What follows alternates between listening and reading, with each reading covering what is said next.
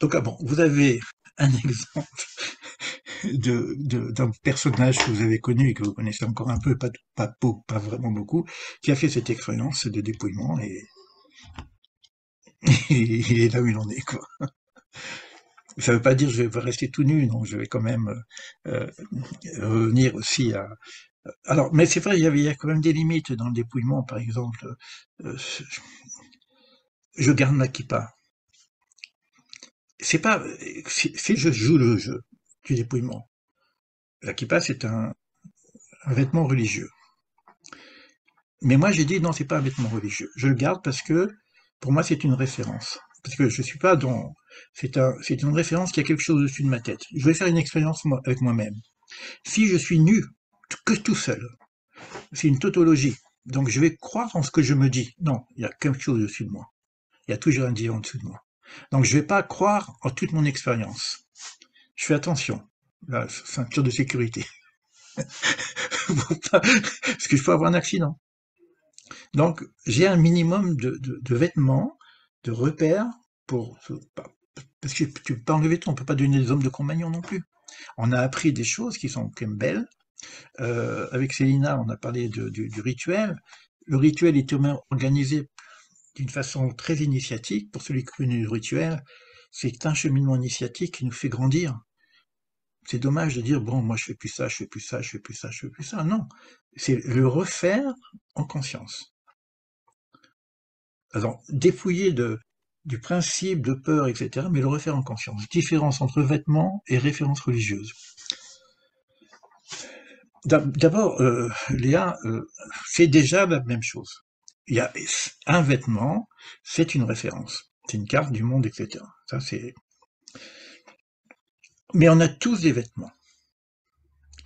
Je vais vous dire quelque chose qui est pas très très très bien au niveau des religieux.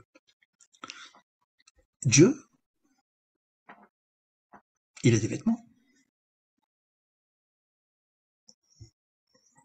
On ne peut pas connaître Dieu. On ne connaît que son vêtement. On est les noms de Dieu. Chaque Oui, nom parce est qu'il est voilé, parce qu'il est voilé. oui, mais en plus, non seulement il est voilé, mais il va s'habiller de façon différente. Il va s'habiller par le chesed, l'amour, il va s'habiller par la justice, Gevura.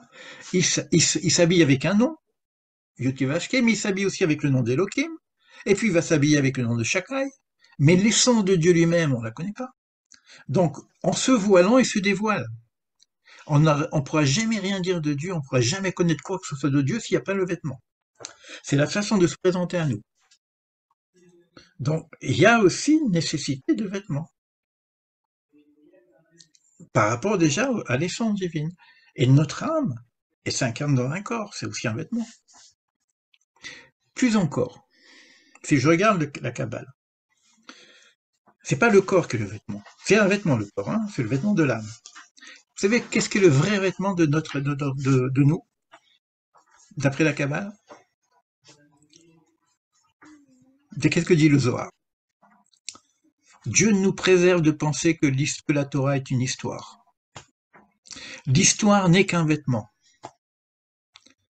Le vêtement recouvre un corps. Le corps n'est qu'un vêtement qui recouvre une âme. L'âme n'est qu'un vêtement qui recouvre l'âme de l'âme. C'est magnifique. C'est-à-dire que mon histoire, c'est aussi un vêtement. Et comme je suis collé à mon histoire, et on raconte toujours qu'est-ce que j'ai vu, j'ai mangé, j'ai fait ci, j'ai fait ça, oh, qu'est-ce qui m'arrive, mais c'est un vêtement. Parce que quand on va quitter ce monde, ce vêtement, on n'en aura plus besoin. On va avoir une autre personnalité. C'est un vêtement. Même l'histoire, c'est un vêtement. Mais il y a des beaux vêtements. Il y a des vêtements qui appellent l'expérience, qui vont nous faire grandir.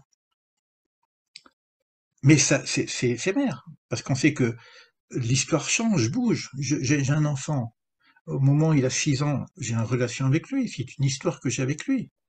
C'est un vêtement. Parce que quand il aura 18 ans et qu'il dit maman, salut, ciao, allez, stop, ben, il s'en va, le vêtement il s'en va, il va changer, il grandit. L'histoire, c'est un vêtement. Et comme on a peur et on parle que de nos vêtements, la psychothérapie, c'est de la lessive. parce qu'on parle que des vêtements, on parle que de notre histoire. Et à des moments, je dis, j'ai plus envie de faire la lessive. J'ai envie de changer de métier, quoi. Alors on parlait avec Célina, peut-être que ce serait bien de faire une maison de couture, être des tailleurs, des couturiers, quoi, pour proposer des vêtements un peu différents, tu vois, pour que les gens acceptent de changer de vêtements. Mais ça veut dire changer d'histoire de vie. Ouais, ça arrive, hein, ça arrive.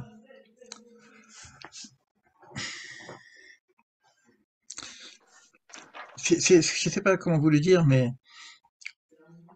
parce qu'on est en petit comité, donc l'expérience est importante et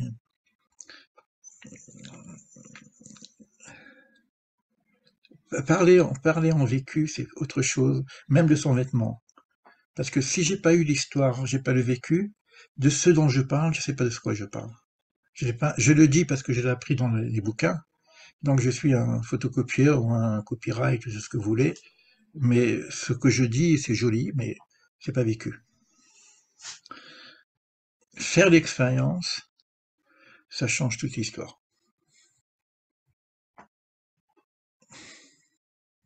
Oser, ça change aussi.